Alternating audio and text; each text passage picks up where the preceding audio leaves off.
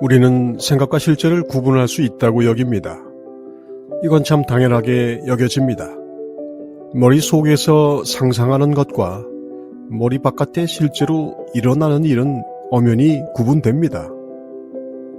시계라는 물건에 대한 관념과 내 손목에 감긴 시계는 분명 다릅니다. 하나는 분명 표상을 언어와 이미지로 머릿속에서 그리는 것이고, 내 손목에 이 시계는 분명 이렇게 있습니다. 두 가지는 분명 다르지만 공통점도 있습니다. 어찌되었든 내가 그 관념이나 보고 느껴지는 감각을 인식하기 때문에 시계라는 그 무엇이 있는 상황이 비로소 가능해집니다. 내 손목에 있는 시계를 아는 방법도 시계라는 관념을 통해서고, 손목에 시계가 없을 때 시계라는 이미지를 떠올려 그것이 어디에 있는지 찾을 수 있는데, 이것이 시계라는 관념이죠.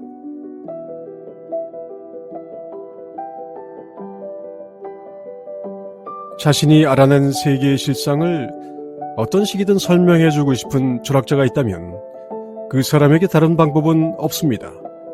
인간의 언어로 그것을 표현해야만 이해와 논의가 가능합니다. 그래서 세계와 실상, 관념과 감각, 이해와 인식 같은 인간의 생각과 관련된 문제에서 우선적으로 전제되는 것은 언어를 통하지 않고서는 그 무엇이든 사실상 불가능하다는 것입니다.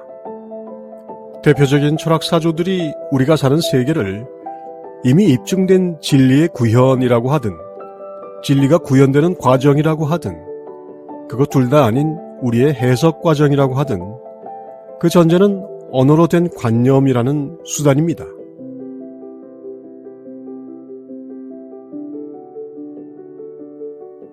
언어로 된 관념이라는 수단이 전제가 된다는 것이 왜 그렇게 중요한 문제일까요?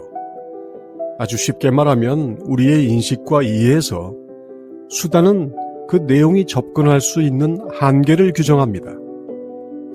언어로 된 관념이 아닌 것은 모두 배제해야만 인식이라는 과정이 성립할 수 있게 되는 것이죠.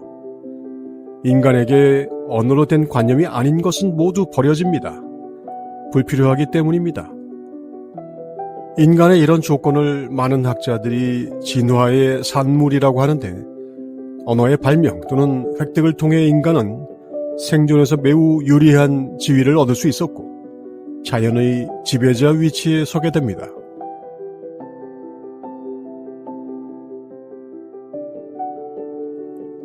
인간은 지시물에 대한 표상과 기억, 상상, 추리에 대한 심상을 언어로 표현할 수 있고, 이것으로 공유, 소통은 물론이고 특정한 목표를 달성하는 모든 일을 처리할 수 있습니다.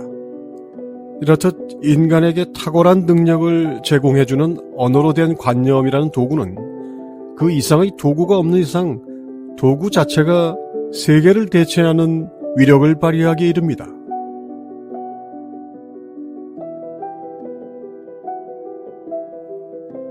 언어로 된 관념을 사용하는데 특별한 장애가 있는 경우를 제외한다면 꽃이 아름답다라는 말을 알아듣지 못하는 사람은 없습니다.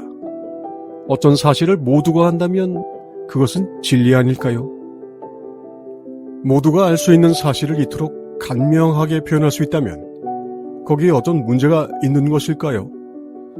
문제는 꽃이 아름답다는 언어로 된 관념이 그 스스로를 지시할 뿐이라는 겁니다. 한 발짝만 더 깊이 들어가 보죠. 질문을 해봅니다.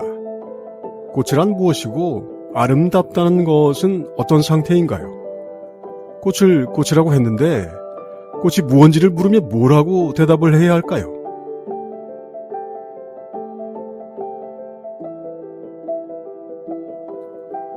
아름답다는 이건 또 무엇일까요? 이 말을 모르는 사람이 있을까요? 하지만 다시 질문해 봅시다. 아름답다는 것은 어떤 것을 말하는 것일까요? 어떤 상태를 형용하는 것일까요? 익숙하지 않은 사람은 약간 놀랄 수도 있습니다.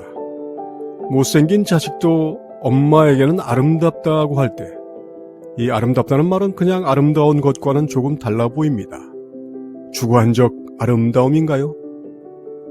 아름다움이 모두 아는 거라고 생각했는데 그게 주관적일 수 있는 거라면 이것은 과연 모두가 같이 아는 거라고 할 수 있는 걸까요?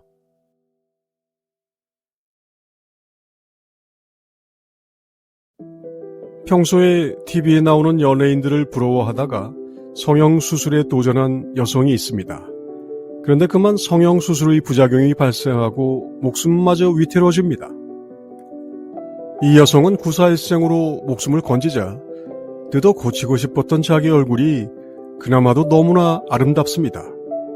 목숨을 바쳐서 얻어야 하는 아름다움이란 아름다움일 수 없음을 알았죠.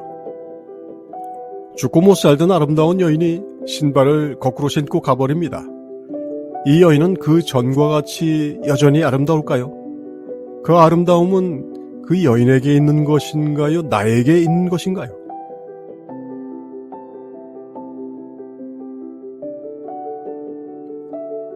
꽃이라는 구체물을 가리키는 표상의 언어도 그렇고 아름다움이라는 주관과 객관의 경계가 불분명한 심상의 언어도 그렇고 그 실제 상황은 이처럼 명확하지 않습니다.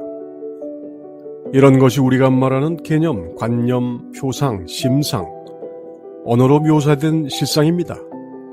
언어적 생각으로 실상을 지시하고 표현하고 추상하고 조직하지만 그 실제는 도무지 알 수가 없습니다. 문제는 우리가 쓰는 모든 관념들이 이런 식이라는 겁니다. 수많은 표상만이 아니라 사랑, 평등, 박애, 평화, 인의 예지, 선악, 진리, 기쁨, 슬픔 같은 모든 인간의 심상이 이렇습니다.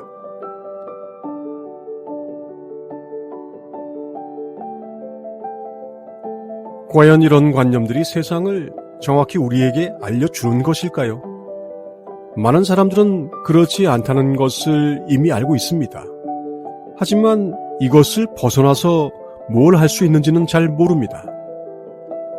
언어라는 것이 결정적 역할을 한다는 불교 유식학의 명언종지아 이론은 천년이 지난 현대 철학에 와서 겨우 중요하고도 근본적인 주제로 부각되었을 정도입니다. 하지만 영성을 추구하는 이에게 이 문제는 도저히 회피해갈 수 없는 문제이며 해결되지 않으면 결코 벗어날 수 없는 인간 세상의 마력과도 같은 것임을 이해해야 합니다.